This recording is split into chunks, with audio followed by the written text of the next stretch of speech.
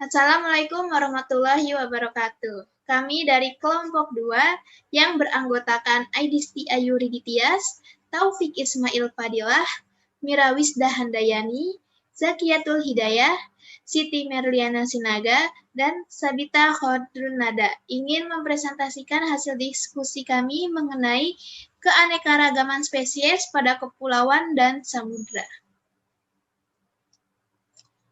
Pertama, pokok-pokok pembahasan kita akan membahas keanekaragaman spesies pada kepulauan, dan keanekaragaman spesies pada kelautan atau samudra. Yang pertama, keanekaragaman spesies. Keanekaragaman spesies ini, spesies merupakan unit terkecil ekologi yang paling mudah dikenal dan dapat dibedakan satu sama lainnya. Prickman et al. Menyatakan bahwa spesies merupakan kumpulan individu yang secara morfologi, fisiologi, atau biokimia yang berbeda dari kelompok lain dalam ciri-ciri tertentu. Spesies juga merupakan individu yang memiliki komponen genetik yang berbeda. Keanekaragaman spesies diidentifikasi sebagai jumlah spesies berbeda yang ada dalam suatu ekosistem dan kelimpahan relatif dari masing-masing spesies tersebut. Keanekaragaman yang paling besar yaitu bila semua spesies yang ada sama-sama melimpah pada daerah tersebut. Keanekaragaman spesies ini ditentukan tidak hanya oleh jumlah spesies dalam komunitas biologis dan kekayaan spesies saja, tetapi juga oleh kelimpahan relatif individu dalam komunitas tersebut. Kelimpahan spesies adalah jumlah individu per spesies, dan kelimpahan relatif mengacu pada kemerataan distribusi individu antar spesies dalam suatu komunitas. Dua komunitas mungkin sama-sama kaya akan spesies, tetapi berbeda dalam kelimpahan relatif. Misalnya, pada setiap komunitas terdapat dari 5 spesies dan 300 individu. Tetapi dalam suatu komunitas, semua spesies sama-sama umum. Sedangkan pada komunitas kedua, satu spesies secara signifikan melebihi 4 spesies lainnya. Selanjutnya, keanekaragaman spesies dibagi menjadi 3 bentuk, yaitu ada bentuk keanekaragaman alfa, keanekaragaman beta, dan keanekaragaman gamma. Keanekaragaman alfa dikenal sebagai keanekaragaman titik atau sensus. Sedangkan keanekaragaman beta merupakan ukuran keanekaragaman antar lokasi dalam suatu wilayah geografis. Dan sedangkan gamma atau keanekaragaman gamma merupakan keanekaragaman pada tingkat bentangan alam. Selanjutnya ada guild. Guild adalah kelompok spesies yang menggunakan sumber daya pada kelas dan cara yang sama. Pengelompokan suatu spesies ke dalam guild pada suatu komunitas menurut Jessica dalam Wies secara umum dilakukan dengan 2 pendekatan, yaitu ada a priori dan a posteriori. Pendekatan a priori dilakukan berdasarkan kriteria yang ditentukan secara subjektif sebelum dilakukan pengambilan dan analisis pada data. Sedangkan pendekatan a posteriori sebaliknya dilakukan dengan mengelompokkan secara lebih objektif berdasarkan hasil analisis terhadap pengamatan yang telah dilakukan. Nah, pengelompokan dilakukan berdasarkan perilaku makanan utama, tempat mencari makan, atau pemilihan tempat mencari makan pada tingkatan vegetasi. Nah, secara umum, pengelompokan suatu spesies ke dalam guild dilakukan berdasarkan respons terhadap lingkungan atau lokasi, adaptasi terhadap pola hidup tertentu, atau kondisi musim dan penyebaran geografis dan tipe makanan. Selain itu, informasi mengenai guild dapat digunakan dalam mengidentifikasi perubahan di dalam ekosistem hutan. Nah, menurut Roth, perubahan build dalam suatu gradien lingkungan dapat diketahui melalui hubungan antara faktor-faktor lingkungan terhadap kepadatan populasi, laju reproduksi, dispersal, dan kemampuan menghindar dari predator. Selain itu, build merupakan perwakilan dari aliran energi dan nutrisi di dalam lingkungan hutan. Selanjutnya, ada faktor-faktor yang mempengaruhi keanekaragaman spesies. Itu ada dua faktor. Yang pertama ada faktor spasial dan faktor temporal. Di faktor spasial, menurut Begon et al., tingkat produktivitas suatu wilayah berkaitan dengan jumlah sumber daya yang tersedia. Semakin produktif suatu area, maka jumlah spesies yang hidup pada lokasi tersebut semakin meningkat. Namun, peningkatan produktivitas juga memungkinkan terjadinya penambahan individu per spesies dibandingkan dengan penambahan spesies. Hal ini dimungkinkan apabila sumber daya yang ada tidak memiliki variasi yang banyak. Nah, keheterogenan habitat memberikan kemungkinan bagi organisme dari berbagai tingkat untuk dapat hidup berdampingan. Habitat yang heterogen akan lebih banyak menyediakan variasi habitat mikro dan iklim mikro dibandingkan dengan habitat yang lebih sederhana. Kondisi ini akan mampu menyediakan relung kehidupan bagi banyaknya spesies. Sedangkan di faktor temporal, keanekaragaman spesies ini ditentukan oleh kestabilan iklim.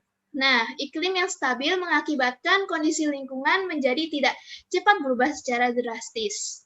Menurut Begon, stabilan iklim akan memberikan kesempatan bagi spesies yang spesialis dapat memanfaatkan sumber daya yang ada secara optimal. Selain itu, iklim yang stabil memungkinkan spesies yang hidup di suatu habitat dalam tidak jenuh. Kondisi iklim yang stabil juga memungkinkan terjadinya overlap relung ekologi yang lebih banyak. Selanjutnya ada struktur vegetasi dan keanekaragaman spesies. Nah, kompleksitas vegetasi merupakan salah satu faktor penentu keanekaragaman spesies burung di suatu lokasi.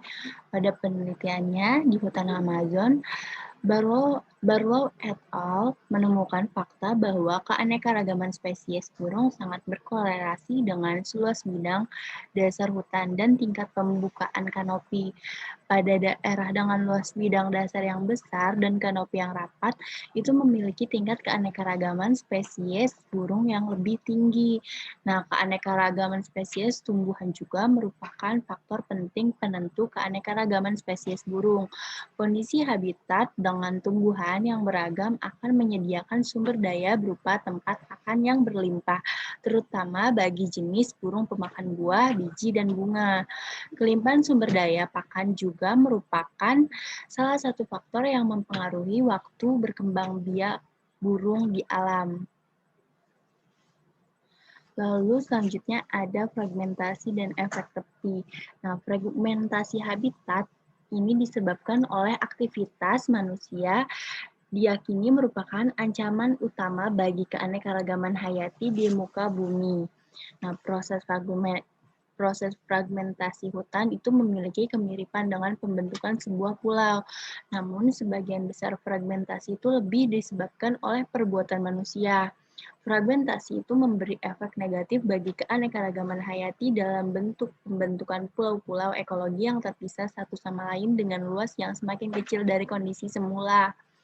Kondisi ini selanjutnya itu akan menimbulkan dampak berupa hadirnya efek tepi. Kehadiran efek tepi di dalam sebuah ekosistem hutan biasanya itu terjadi dalam bentuk perubahan kondisi iklim mikro dan perubahan komposisi spesies, penurunan keanekaragaman tumbuhan, kelimpahan spesies, dan kepadatan spesies. Meningkatnya pembukaan habitat yang disukai oleh spesies dari luar hutan, meningkatnya predasi, dan menurunnya daya survival, pada akhirnya fragmentasi itu akan menyebabkan kepunahan lokal bagi spesies spesialis yang tidak adaptif terhadap kondisi habitat yang baru. Namun demikian, akibat kehadiran efek tepi tidak sepenuhnya merugikan habitat tepi, seringkali menciptakan habitat bagi spesies yang toleran terhadap daerah terbuka. Nah, oleh karena itu, beberapa ahli ini menyimpulkan bahwa efek tepi itu seringkali memberi dampak positif berupa peningkatan jumlah spesies seperti yang terlihat pada gambar 1 di bawah ini. Nah, lebar daerah tepi itu bersifat lokal dan berbeda antara satu lokasi dengan lokasi lain, tergantung oleh tipe habitat yang berdekatan dengan hutan dan taksa. Pada penelitiannya di hutan tropis Amazon, Kanada, pada tahun 1997 itu melaporkan bahwa lebar daerah tepi berkisar antara 200 meter hingga 200 km, tergantung tipe habitat yang berada di sekitar hutan. Sementara menurut Watson et al. Pada tahun 2004 memperkirakan hanya 300 meter. Nah, pada penelitian yang lain, yaitu Kaiser pada tahun 2002 melaporkan bahwa efek tepi ini dapat dirasakan pada jarak 1 meter hingga 45 meter ke bagian dalam hutan. Namun demikian, penelitian yang dilakukan oleh Dell et al. Pada tahun 2000 ini terhadap komunitas burung di Uganda menunjukkan bahwa tidak terdapat perubahan komposisi burung pada berbagai jarak dari daerah tepi. Yang selanjutnya ada keanekaragaman spesies kepulauan. Keanekaragaman spesies kepulauan. Kepulauan atau yang disebut dengan archipelago adalah sebuah sebutan untuk kumpulan pulau-pulau atau gugusan beberapa buah pulau. Kepulauan selalu memiliki pengaruh yang besar terhadap biogeografi. Hal ini karena pulau-pulau adalah subjek ideal untuk eksperimen alami. Setiap pulau mempunyai variasi dalam sejumlah fitur lingkungan, yang meliputi area wilayah, kehadiran pemangsa, ataupun pesaing. Oleh karena itu, keterkaitan dari masing-masing faktor tentang struktur komunitas dapat diamati dan dinilai. Yang selanjutnya ada island pattern. Teori MacArthur dan Wilson dikembangkan untuk menjelaskan dua hal yang umum dalam biogeografi pulau, yaitu meliputi kecenderungan jumlah spesies meningkat dengan luas pulau dan berkurang karena terisolasi pada suatu pulau. Survei yang telah dilakukan pada Pulau Krakatau dan pulau-pulau lain yang populasinya telah dihancurkan oleh letusan gunung berapi mengungkapkan bahwa imigrasi dan kepunahan adalah proses berulang. Dan komunitas pulau-pulau mengalami pergantian karena adanya spesies baru menggantikan spesies yang telah punah. MacArthur dan Wilson menemukan gagasan umum yang mendasari pengamatan ini, yaitu hubungan spesies area, hubungan spesies isolasi, serta pergantian spesies. Yang pertama, hubungan spesies area. Schoner pada tahun 1976 menjelaskan bahwa hubungan spesies area adalah salah satu dari sedikit hukum ekologi komunitas. Terlepas dari kelompok taksonomi atau tipe ekosistem yang dipertimbangkan, jumlah spesies cenderung demikian meningkat seiring bertambahnya luas area. Pada 1920, Arrhenius mengadaptasi persamaan alometrik untuk menggambarkan hubungan spesies area. Preston pada tahun 1962 berpendapat bahwa area pulau yang lebih luas akan cenderung menggabungkan jenis habitat baru dan karenanya akan membuat spesies khusus menjadi terbatas untuk lingkungan tersebut. Pulau-pulau yang terisolasi memiliki jumlah spesies yang lebih sedikit bila dibandingkan pada daerah benua, karena jika suatu spesies menjadi terlalu langka di sebuah pulau, kemungkinan akan punah. Sedangkan pada suatu benua, populasinya dapat dipertahankan pada tingkat rendah dengan pertukaran individu antara daerah setempatnya. Efek kepunahan tersebut akan terasa pada pulau-pulau kecil dibandingkan pulau-pulau yang besar. Yang kedua ada hubungan spesies isolasi. Sejak awal 1800-an, telah diketahui bahwa pulau-pulau tunggal yang terisolasi jauh di laut memiliki lebih sedikit spesies daripada pulau-pulau yang merupakan bagian dari kepulauan utama atau lebih dekat ke benua. Dengan asumsi bahwa penurunan kekayaan spesies salah satunya disebabkan oleh penurunan tingkat penyebaran karena terjadinya isolasi. Pada beberapa individu, isolasi ini membuat mereka tidak mampu untuk mengembangkan jangkauan wilayahnya sehingga hanya terbatas pada satu daerah saja. Materi selanjutnya akan dibacakan oleh rekan saya. Kemudian ada hubungan spesies isolasi. Sejak awal 1800-an, telah diketahui bahwa pulau-pulau tunggal yang terisolasi jauh di laut memiliki lebih sedikit spesies daripada pulau-pulau yang merupakan bagian dari kepulauan utama atau lebih dekat ke benua. Dengan asumsi bahwa penurunan kekayaan spesies salah satunya disebabkan oleh penurunan tingkat penyebaran karena terjadinya isolasi. Pada beberapa individu, isolasi ini membuat mereka tidak mampu untuk mengembangkan jangkauan wilayahnya sehingga hanya terbatas pada satu daerah saja. Kemudian, The Equilibrium Theory of Island Geography. MacArthur dan Wilson berasumsi bahwa ukuran sebuah pulau hanya akan mempengaruhi tingkat kepunahan, meskipun mereka menyadari bahwa sebuah pulau yang lebih besar akan memberikan target yang lebih besar untuk terjadinya imigrasi bila dibandingkan dengan yang kecil. Namun mereka beranggapan bahwa efek seperti itu pada tingkat imigrasi akan tidak signifikan bila dibandingkan dalam menentukan tingkat kepunahan.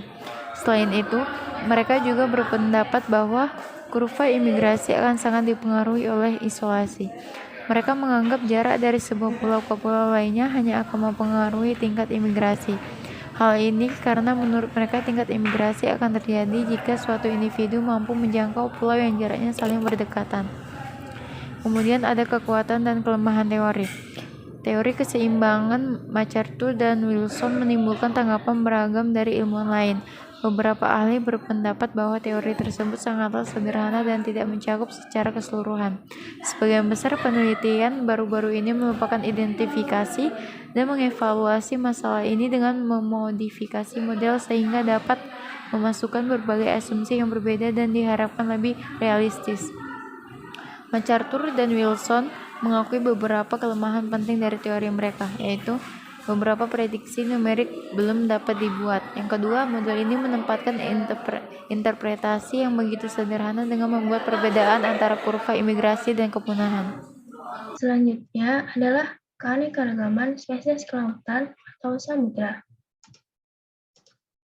Yang pertama ada pengukuran dan terminologi. Untuk membandingkan kemiripan dalam keanekaragaman spesies atau komposisi taksonomi dari dua daerah, cara yang paling mudah yaitu dengan membandingkan daftar spesies yang biasanya dapat diperoleh dari karya-karya sistematis dan survei flora dan fauna, dengan asumsi bahwa sampel yang ada harus relatif lengkap atau pengambilan sampel untuk setiap wilayah setidaknya sebanding, relatif tidak ambigu dari keanekaragaman hayati di wilayah geografis yang berbeda. Selanjutnya ada gradien latitudinal.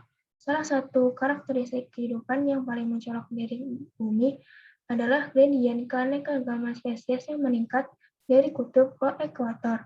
Pola ini bersifat umum, tidak hanya untuk organisme secara keseluruhan, tetapi juga sebagian besar taksa utama, yaitu kelas ordo famili dari mikroba, tanaman, dan hewan. Namun terdapat pengecualian pada penguin atau Sphenisida dan anjing laut atau Phasida yang mencapai keanekaragaman tertinggi pada daerah kutub. Terdapat catatan fosil yang baik tentang organisme laut tropis seperti Brachiopoda, karang, Foraminiferans, dan diatom bersel tunggal yang menunjukkan bahwa gradien latitudinal keanekaragaman spesies telah ada setidaknya sejak Mesozoikum. selama lebih dari 25 juta tahun dalam Brachiopoda dan 70 tahun dalam Foraminifera Planktonik. Proses gradien latitudinal dalam keanekaragaman spesial telah membangkitkan minat para ekologi, sistematika, dan geografer. Selama bertahun-tahun, terdapat dua hipotesis besar mengenai hal ini, yaitu equilibrium dan non-equilibrium. Hipotesis non-equilibrial menyeratkan bahwa pola keragaman yang kita lihat pada hari ini mencerminkan pengaruh perturbasi di masa lalu. Dengan demikian, pengaruh keragaman rendah pada garis lintang tinggi dapat mencerminkan pengaruh siklus glasial interglasial dari Pleistosen. Yang kedua yaitu hipotesis equilibrial yang menyiratkan bahwa pola yang kita lihat sekarang mencerminkan penyesuaian biota dengan kondisi geologis, iklim, dan oceanografi saat ini. Hubungan proses asal dari kepunahan dalam garis lintang harus dimediasi melalui mekanisme abiotik dan biotik. Pola keanegraman lainnya yaitu contohnya adalah semenanjung. Contohnya di Indonesia itu ada semenanjung Doberai atau Birds Head Peninsula di Papua, di mana terdapat epicentrum atau pusat keanekaragaman terumbu karang. Kekayaan ini menyimpan 2.228 spesies ikan terumbu karang dari total 6.000 spesies ikan terumbu karang di dunia.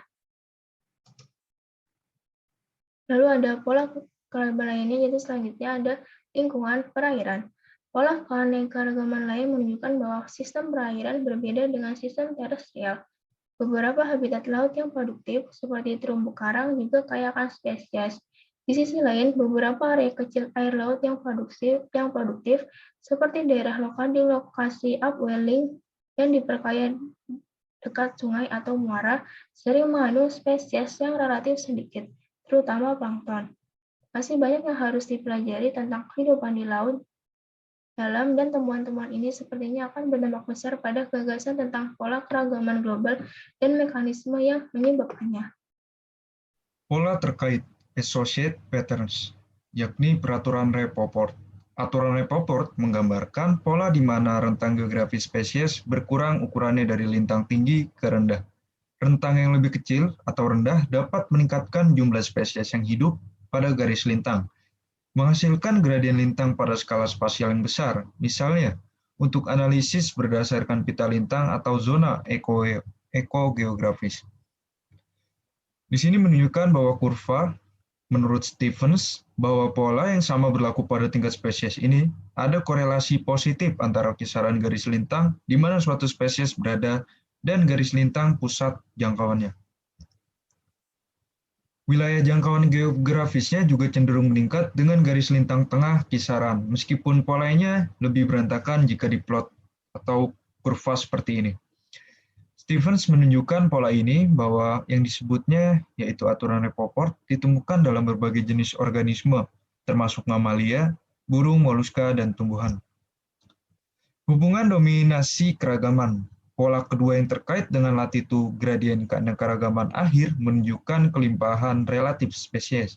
Biasanya variabel kelimpahan proporsional diskalakan secara logaritmik, terkadang terutama untuk tanaman. Beberapa ukuran lain dominasi, seperti penutupan penggunaan energi atau biomasa digunakan sebagai pengganti kelimpahan. Ketika kurva seperti itu dibandingkan untuk daerah tropis dan sedang, daerah tropis biasanya lebih datar. Ini berarti bahwa cenderung ada sedikit dominasi di habitat tropis.